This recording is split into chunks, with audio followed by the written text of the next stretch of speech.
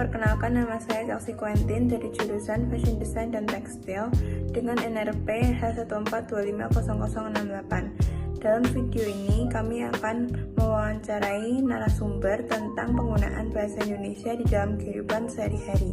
Selamat menyaksikan.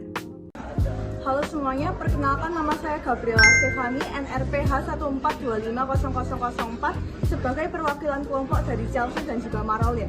Dan pada saat ini saya bersama dengan kakak Audi. Kalau boleh tahu bekerja di mana sebagai apa ya Kak? Di sini di Gramedia sebagai store operational associate.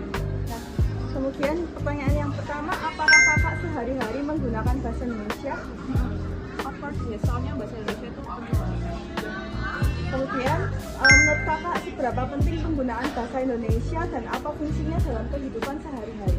bahasa Indonesia itu penting banget karena kalau dilihat dari segi sopan santun, bahasa Indonesia kan itu paling penting banget kan, karena semua orang pasti paham dan nggak akan ada salah-salah kata. Kalau pakai bahasa Jawa kan ada beberapa orang yang bingung, kalau bahasa Indonesia kan dia menyeluruh gitu.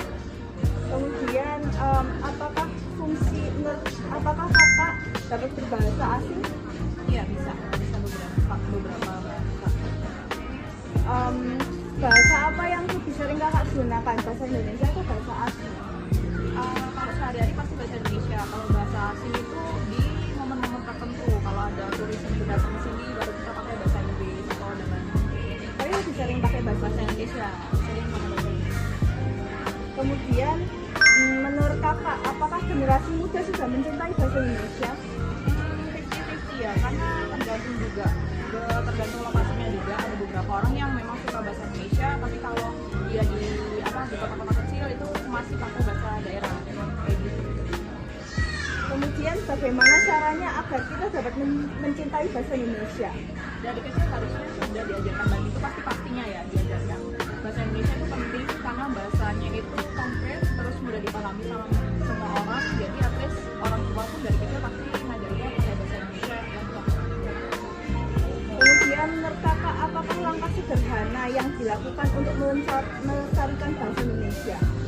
Setiap hari kita harus menggunakan bahasa Indonesia dimanapun, kapanpun itu kita kayaknya wajib deh. Kan kita juga bahasa Indonesia kan, kayaknya wajib banget pakai bahasa Indonesia. Biar kita juga ngomongnya lancar, terus gak ada salah kata dan lain-lain. Kemudian bagaimana perkembangan penggunaan bahasa Indonesia dari masa lalu hingga sekarang? Lebih baik kayaknya, karena kan kalau dulu kan masih campur-campuran bahasanya. Kalau aku lihatnya sih sekarang kebanyakan orang udah pakai bahasa Indonesia full.